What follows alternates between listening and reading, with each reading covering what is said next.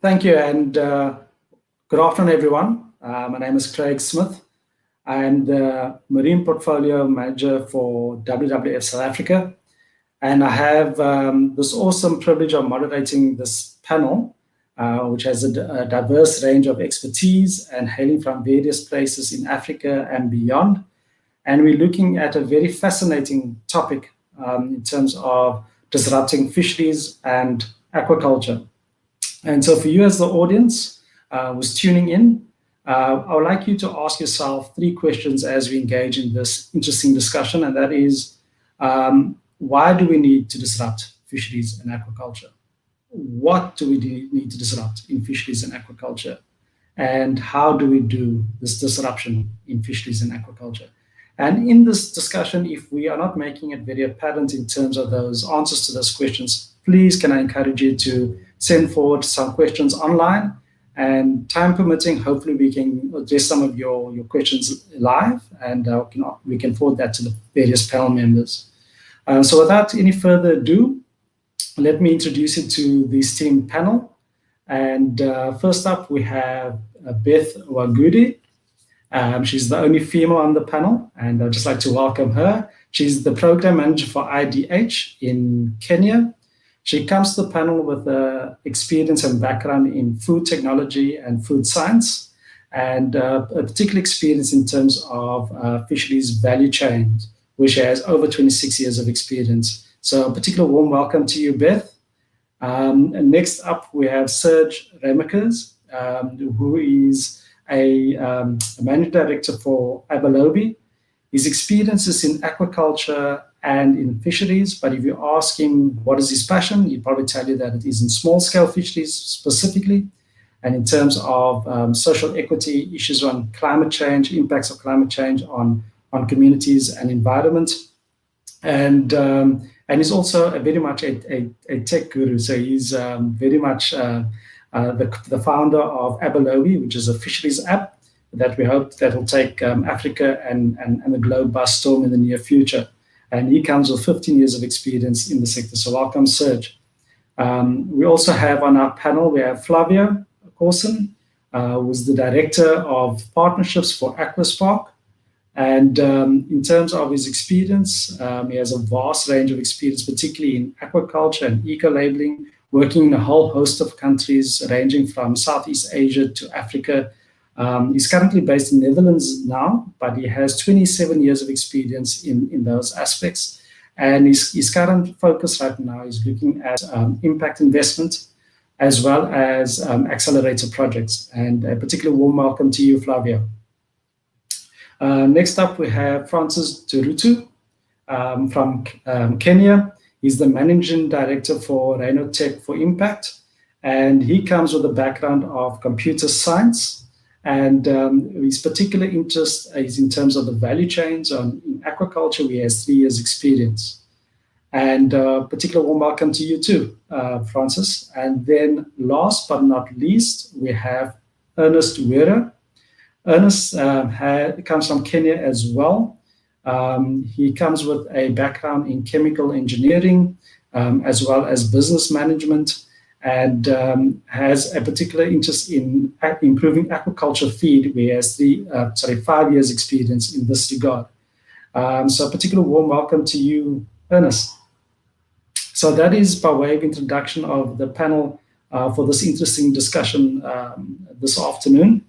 And just to give some context to this discussion, I would just like to get us all on the same page and saying that when we look at forecasting and projections of the global population, by 2050, we expect the human population to grow to or by 1.9 billion people. That's in a very short period of time, 1.9 billion people. What is also very interesting with regard to the statistic is that where this increase is going to happen is predominantly in Africa. We expect an increase of 1.2 billion people more in Africa. Now, this is going to place a huge amount of pressure on various systems, including our food systems, because food is a basic human requirement. And when we delve a little deep in terms of our food systems, we found out that fish production and fish protein is a very important source, dietary source. Some analysis indicate that 70% of our animal protein intake is derived from fish. And so that is a very interesting statistic, but it's also very worrying when we look at our fish production. Looking at fish production across the globe, fish production has hit its peak at the turn of the century, and it's continued to decline since then. And that's as a result of mainly overfishing and depleted fish stocks. Conversely, aquaculture is on the rise. Aquaculture production is increasing, and in many circles, people say that aquaculture is actually the solution to our declining fish stocks or wild capture fisheries. So I'd like to start the discussion with this panel with a very general question to the panelists, and just to get their views on whether aquaculture can be seen as the panacea to meeting fish production needs and also addressing environmental concerns. So let me just open that question to the panel and just to get their opinions. Who would like to go first? Well, I can go first. Welcome everybody, and thanks, Craig, for the introduction. I've been in aquaculture for, as you said, almost 3 decades. Therefore, yes, I think aquaculture is going to be the future of a fish production. That does not take away from sustainable fisheries, which needs to be there. But aquaculture is going to be filling that gap for animal proteins. And if we talk about Africa, should be aquaculture not just at the global level. I mean, Africa makes barely 2-3% of the global production. I think a lot of the aquaculture production should grow in Africa with the local solutions. We are a great believer in that. We have the 2 investments already, one in Mozambique, the other one in Madagascar, in aquaculture. And we are establishing now an Africa fund, which is dedicated to making investments in African aquaculture, because we think that the production should be local for local. Import substitution, some people call it. For me, it's really about making food and creating jobs and economic development for the continent. Thanks, Flavio. Any other comments? I think what I would say, Craig. Okay, we'll go Serge. Go ahead. Serge, go ahead. Sorry. Okay, thanks so much, Craig, for this question. I would like to argue that aquaculture and aquaculture development has definitely a strong role to play in development in the provision of protein. I don't think it's the panacea. I think it's a component, but it's not what's going to provide food for billions of people. I would argue, and I'll probably pick it up a bit later on, that getting fisheries to a sustainable state could provide livelihoods as well as food security to many more people, at least for the foreseeable future. We've just got to get there. Thank you, Serge. Beth, you have the floor.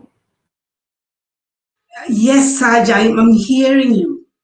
But what I can say is, as usual, Africa is actually playing catch. If we look at the amount of food we are currently eating in terms of fish, aqua is actually almost leading right now. And looking at the African continent, it's interesting that we mainly feed on the small pelagics, we mainly feed on tilapia. And that fundamentally is actually what we are even importing today. And it's therefore extremely important that if that is what we are eating, and that is one of the highest produced commodity, then we might as well go right ahead and produce sustainably through aquaculture, what we then are eating. And then what then comes from the oceans is really of very high value fish. Let us export that. Let it bring for us all the forex we want today. Thank you. Thank you, Beth. Any other comments, or you want to share your particular views for panelists that haven't spoken? Yeah. Yeah, I would like to add to what Beda said. As Rhinotech for Impact, we are mainly on the upstream of the value chain. And from what we are seeing from the data sets that we are collecting in terms of fish distribution is that 60% of our output is sustainable farmed tilapia. And from that, it's indicative. For example, in the last 10 years in Kenya, aquaculture has grown by 36% and overtaken actually consumption of red meat. And again, we are in a very pastoral and nomadic communities, but again, white meat has overtaken the consumption of red meat, and that's very indicative of the future trends as well on how people want to eat. People want to eat healthy meat, and I think there's a big opportunity. Also, because Africa is the only continent that has huge amount of landmass that is not yet utilized. There is also a big opportunity in land-based aquaculture as well going forward, and I think that will not only create this sustainable way of bringing healthy meat on board, but also create jobs, which the huge population will also need jobs as well, and livelihoods. Thank you, Francis. And it's some very interesting views there that's been expressed by the panelists, and sometimes a bit diverging in terms of saying that, yes, aquaculture can be a very important solution to the declining fish production from wild capture fisheries.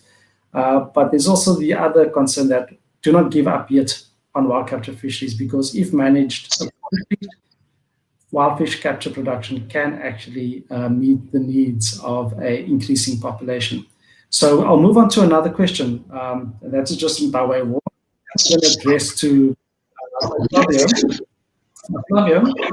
In terms of aquaculture, what are the sustainability challenges that face aquaculture?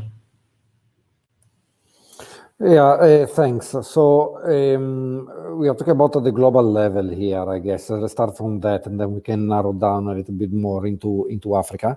But it's, if you break down the supply chain, you have input, you have aquaculture production, and then you have the distribution and the taking the products to market. So from the input perspective, we have a sector that is growing, that needs feed.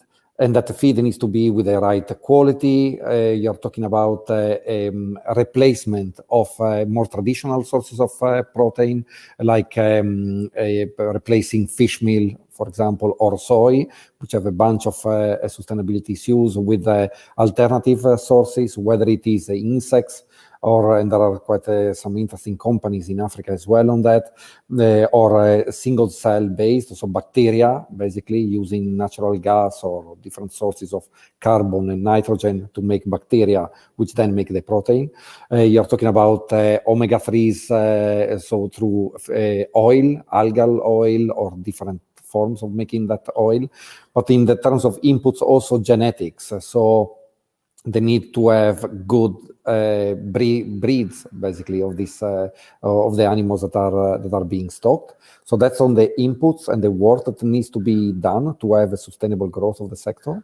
Then on the production side, the biggest problem is probably diseases and poor efficiency, which requires precision aquaculture, for a lack of a better word. So really not just dealing with the production from an empirical perspective, looking at experience, but really using a bit more data in that process.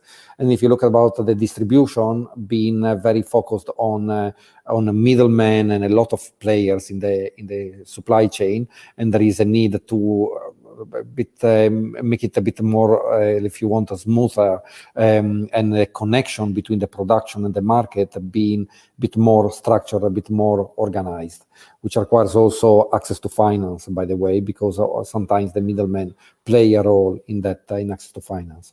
Specifically about Africa, I think quality of inputs and technical knowledge is critical. So where do you get the seed? Where do you get the feed? And it's a fish and egg dilemma, as I call it. That is, you don't have a lot of production yet, Therefore, the business case for feed manufacturing is not very strong to establish more feed mills and providing choices to farmers. And then, but you can't really have that production unless you have the feed being available. And similar type of questions also around the genetics as well. So, and therefore we are, in Africa, we are a little bit a step behind, but there is a lot that can be learned on how different continents, especially Asia, have addressed sustainability issues, so that then we can accelerate sustainable development in Africa itself. Thank you, Flavio, for that comprehensive response. So it's basically looking at sustainability issues with regards to the inputs, with production, and in terms of distribution. And those are issues that will need to be resolved in order to promote sustainability of aquaculture. So thank you for that. I would like to turn to Serge and ask Serge a question pertaining to wild capture fisheries. What is it with wild capture fisheries? Why has the world failed to manage wild capture fisheries? And is there even a possibility to manage wild capture fisheries sustainably? So Serge, we need to see your points of view on this. Thanks very much, Craig. That's quite a loaded question, and I'll explain what I mean by that. But I would argue that at a global scale, we haven't gotten it just right in terms of achieving sustainability and thinking about sustainability from an ecological, social, and economic point of view. There are very few cases around the world where, those three pillars or that triple bottom line is achieved in a fishery. Maybe in some really remote fisheries where there's a strong customary management system and not too much exposure to a global market. But by and large, most of our fisheries haven't really kind of reached that equilibrium or achieved, that triple bottom line. However, when we start zooming in a bit more on the ecological part, so looking at ecological sustainability, Craig, I would argue that for many fisheries, we are getting this right. There are many fisheries around the globe that over the last 10, 15 years, through a combination of science, data collection, science, participation with stakeholders, and really kind of getting the tool set or the mix of tools right, have rebuilt their fisheries, have achieved sustainability. We have a lot of fisheries that have literally turned the tide, and got onto a track where currently, the level of fishing pressure is sustainable. Where we have a lot of challenges ahead is when we start looking at small-scale fisheries. We must remember that depending on the statistics you consult, up to 60%, maybe even more, of the global catch is caught by small-scale fisheries, small-scale, artisanal, traditional fishers who very often operate in an informal sector, who very often have, sorry, there's a fly here, who very often have weak recognition by government, who fish for their livelihood, who fish for food security.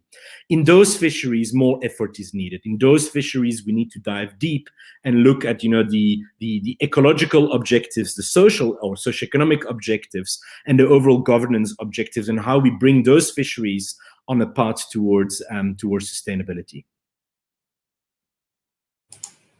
Thank you, Serge, for the response. Craig. And so noting that of that response, on a global scale, we're still possibly lacking in terms of the socioeconomics. So maybe ecological, we're doing a lot better, we're doing a lot stronger. But in terms of what needs drastic improvement is that we need to take note of the socioeconomic considerations in the way we manage wild capture fisheries. So Serge is still very much optimistic that this can be achieved. So I'm going to move to the next question, and I'm going to address this question to Francis.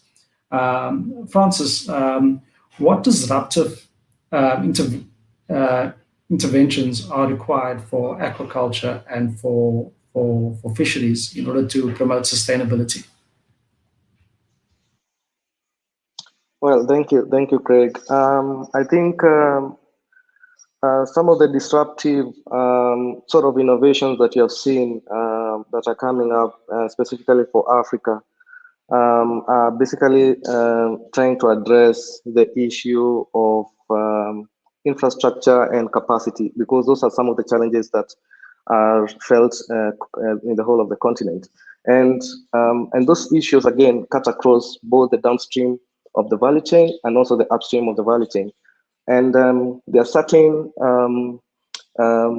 challenges that, because of this poor infrastructure, that are coming up in this, that have been there in these value chains. For example, the issue of post-harvest losses, which has been very persevere. For example, in East Africa, 40 to 60% of the catch sometimes end up being lost from the first mile to the last mile before it gets to the market, or even spoilage.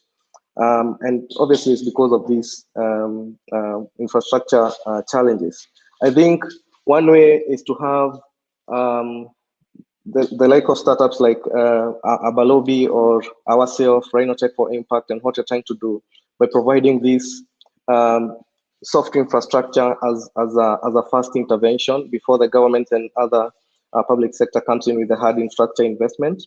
And this is basically trying to make sure that when the catch arrives at the landing sites, for example, it transits to the market at the shortest time possible, improving the production to consumption ratios, which has been very, very poor because of this challenge. And the other issue, obviously, is the issue of value addition. As Flavio had mentioned earlier, there's the issue of technical capacity of some of the artisan fishermen to do better value addition, and they're still using the traditional methods like smoking and sun drying and all that. We need to improve our capacity in that regard, and so there are so many opportunities that are there from the first mile to the last mile of these value chains, and especially in sub-Saharan Africa, where infrastructure challenges are there. The other thing is obviously the mindset. There's cultural mindset as well in terms when it comes to consumption of fish. For example, some of the communities that you're serving in East Africa, they look at water bodies and fisheries as the only source of income, and we need to teach our people better. For example, that on the other verticals of the blue economy, not just fisheries, for example, because they are heavily dependent on fisheries. For example, around Lake Victoria, most of the households, the father depends on fisheries, the mother depends on fisheries, the children depend on fisheries, and on the other side of the coastline, the seafood is not being given priority, for example, by communities. In Kenya, for example, less than 10% of the fish that is consumed is seafood, and that creates you the different dimensions. We're in the same country, but culturally mindsets, we are leaning towards freshwater fish, and making that creates that. On the other hand, that we are underutilizing our maritime resources, and therefore we have to continue to build awareness that blue economy is not just about the freshwater ecosystem, but also other verticals, be it sports, be it tourism, and all these other areas that we can harness the blue economy. So there are various ways that we can be able to disrupt, but I would like also to mention that technology will be a key factor in this, because once we integrate technology and seamlessly with this ecosystem, we are going to derive a lot of data, and these data sets obviously are going to inform us better on the decision making, on actually even the interventions that you're currently discussing will be as a result of these data sets and this information that you're going to gather from technology. So there are several initiatives that I've seen from Uganda, from Kenya as well, in regards to blue economy in general, in regards to assets management in general inside the water bodies. And I think that in the production side of the fish, and also in the distribution side of the fish as well, there are so many other interventions that are being done, and I think that there is a big room again for innovation and disruption especially because we are moving from an agrarian kind of economy to a knowledge-based economy, and we have a lot of skill sets that are coming up, and you're going to be able to disrupt this. So it's a mix of everything. But again, because most of the innovations are based on the persistent problems, we are going to see a lot of innovations around distribution and around storage and around value addition. And so in general, we are going to there's a lot of opportunities that exist from the first mile to the last mile, and those are some of the disruption that are going to come out of this. Thanks, Francis. And so what I'm hearing is that basically in the value chain, there needs to be a lot of emphasis, a lot of scope for disruption, particularly to embrace technology within the value chain, also infrastructure development to reduce food wastage in that value chain. So that is a key example. And I'm just wondering, Beth, if I could also bring you into this conversation. Would this be similar in fisheries and aquaculture? It's interesting. Deritu has provided an overview of some of the disruptive interventions which can be done at various levels. It's looked at the economic and it's looked at what's going on at the fisherman level and the household level. I'll focus specifically on aquaculture. When Flavio was addressing the issue of sustainability, he mentioned something very important. He mentioned genetics, he mentioned inputs, he mentioned markets. And those are some of the key issues we are still having within the aquaculture sector in Africa. Over and above that, issues of preservation, as Neritu mentioned, issues of infrastructure and expertise, issues of capacity and financial resources are there. And therefore, if we are talking of a solution, we are going to look at it from two different levels. The first level is, can we be able to have disruptive interventions which can then be able to address the immediate issues which both Flavio and Neritu has mentioned? And two, can we be able to have disruptive interventions which are at par with what the world is currently doing? Let me start with what the world is doing. We are struggling. We are at 2% production of fish in the world, in the globe.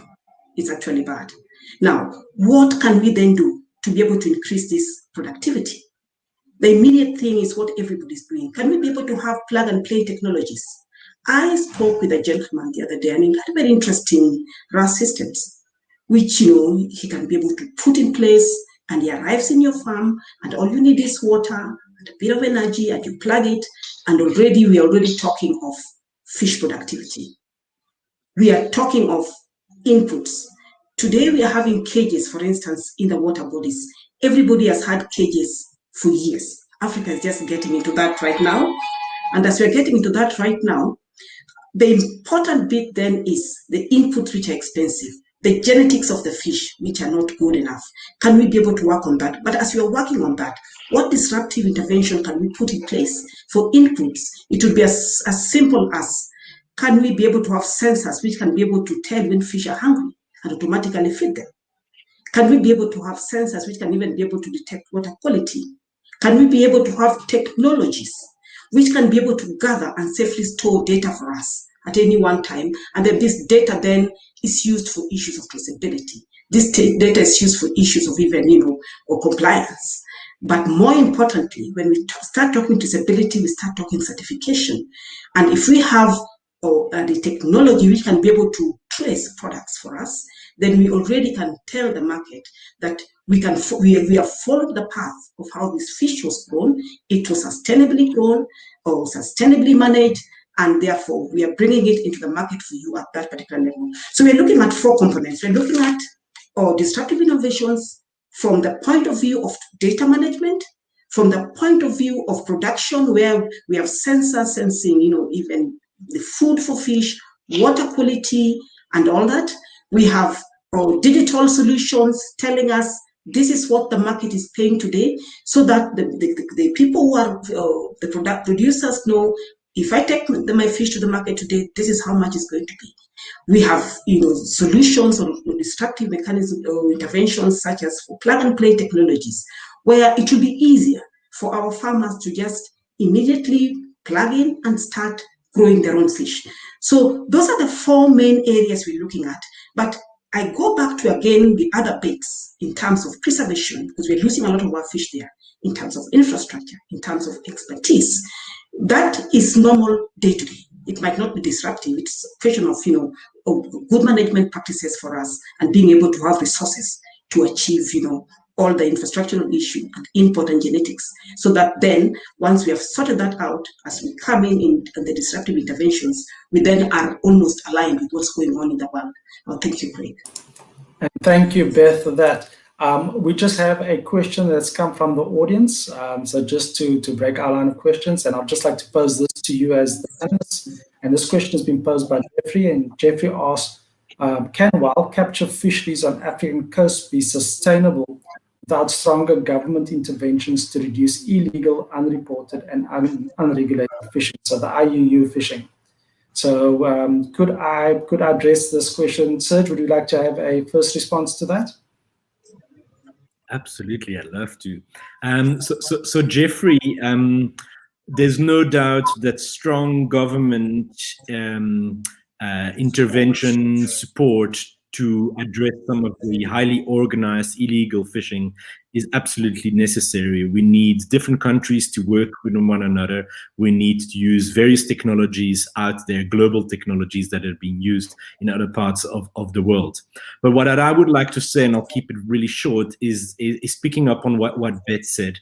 I think there's an opportunity on the African continent to deploy traceability technologies, affordable and relatively straightforward traceability technologies that on the one hand can offer opportunities for fishing communities, for fishers to market their catch, but at the same time can really help deter the kind of the unreported or the illegal fishing, or at least bring that to the surface. And if I may add, actually, I lived quite a long time in Asia. There are a lot of experiences of co-managed fisheries, where yes, the government has a role, but they have primarily a role of empowering the local communities to manage their own resources.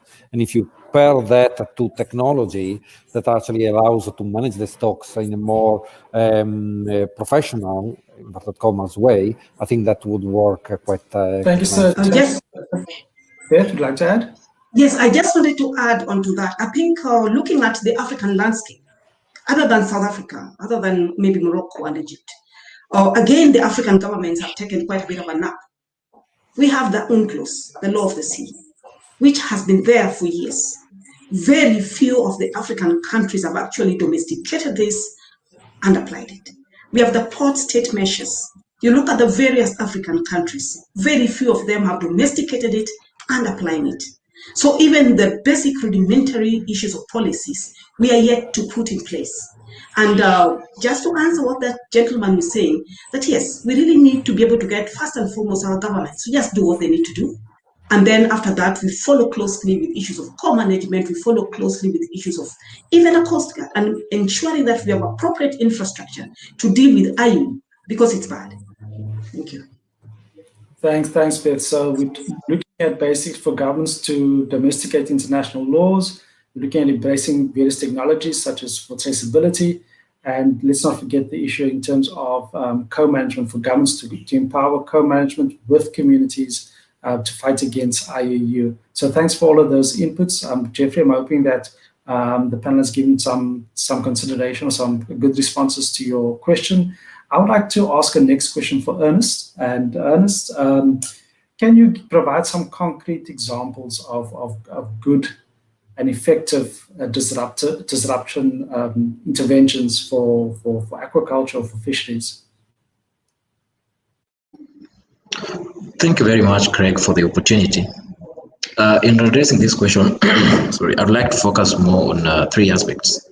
The first aspect will be the beginning, the middle, and the end as my last aspect. The beginning is where we have the major objective will be to increase productivity and production Then in between is where we have policy interventions, which is one area we've not highlighted as much.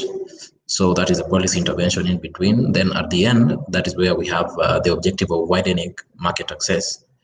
So now I'll narrow down to speak particularly per section, and I'll only give 2 examples in this case. One example will be touching more on increasing production and productivity, and the other one will be touching on widening market access. On one case, I could be much knowledgeable in it, but on another one, my colleague Francis is an expert in it, so I would allow him to also shed more light. But the first aspect of increasing production and productivity, the concrete example we can see here is the company called Drygro, where I work at. Drygro is trying to actually provide a solution, rather as an alternative to soya, which manufactures, which is a source of protein for animal feed. So, and the good thing about it is it's using a very limited amount of land to produce a crop called lemna. And lemna are small plants that grow on water. They are green in color, but they have very high source of protein that could be used instead of soya. So they grow 8 times in comparison to soya. So in say one square meter of area space that you will produce soya, lemna will be produced 8 times that amount. So that is a clear example of what we are seeing, and the major environmental challenge that this technological innovation that Drygro brings forth is trying to solve is one of it is deforestation. So for instance, in Brazil, we have an average of 2,000 hectares of land under soya. Now, given the United Nations data that by 2050 will be at more than 9.4 billion people, that means for soya to continue growing, it will require more land, and that now can mean more deforestation. But then lemna, on the other hand, can grow on arid land, which can grow more on arid land that will require less water, but still be a good substitute for soya. So that is one aspect that will ensure there is still quality feed as an input to the farmers, coming in at a low cost in comparison to soya. So according to how I look at it, is this is one of an invention that is coming up to into the aquaculture space.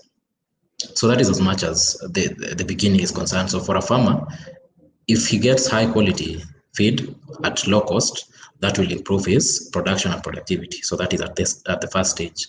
In between, policy intervention is mostly about the governments and to avoid, say, tragedy of the commons, such issues like tragedy of the commons.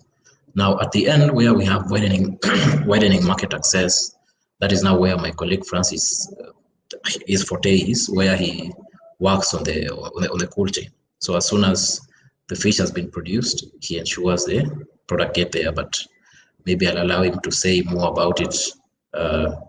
But that was Drygro. Then the second example will be Reno Tech Impact. Yeah, so that's what I would say about it. Just a very thank you. Sorry, Craig. Just a very small note on the fact that this technology of making plants, actually, I mean, aquaculture is also about a seaweed production, and there is a huge potential and growing potential of growing seaweed in oceans, taking up nutrients and doing it not just necessarily in a small scale, but can be done at an industrial scale as well. Thanks for that, Flavio. Thanks, Ernest, for basically just indicating that how disruption can be applied to basically aquaculture feed and making sure that the feed is more sustainable in order to promote sustainability within aquaculture. And I'm sure those principles can be applied as well to mariculture for oceans, looking at those innovations where we reduce our impact on certain resources. In that case that you presented is in terms of the land use, improving the land use that is used for aquaculture. We are fast running out of time. I'd just like to wrap up in terms of just your one sentence reflection on this particular topic of disruption of fisheries And aquaculture, is it necessary?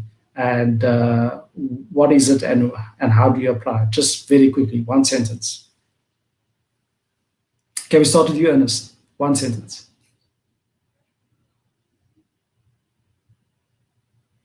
Ernest, you're on mute. Oh, sorry. I would focus more in this response on the startups that are coming up. And in that regard, I would say they have a great chance of enabling markets, come up with profitable business models that will eventually unlock the barriers that exist in the market and support agriculture in that sense. Thanks, Ernest. Flavia? I would like to see African tech companies develop solutions for Africa, because we have seen that worked in other continents as well, where local solutions for the local problems fit very well. And startups have an important role to play in that. Thank you, Flavia. We are basically out of time, and I'm just going to have one more opportunity for reflection. I'll hand over to Beth. Just one sentence, your reflection. Very simple. Can we be able to get as many outgrowers as possible out there? I look at the mariculture, I look at even the land-based, and I look at the number of people out there who can be able to farm. And I think we can be able to increase productivity in aquaculture through an outgrower program by providing them appropriate technology. Okay. Thank you all very much for your time with us and sharing with us your insights and your expertise. And from this particular panel, it seems very important that the disruption in terms of fisheries and aquaculture is very important for both aspects. And we need to apply innovative thinking in addressing the solutions that are specific to Africa, as there's so much potential that can be harvested. Thank you so much. And thank you to the audience for tuning in, and hopefully the discussion was informative. Thank you.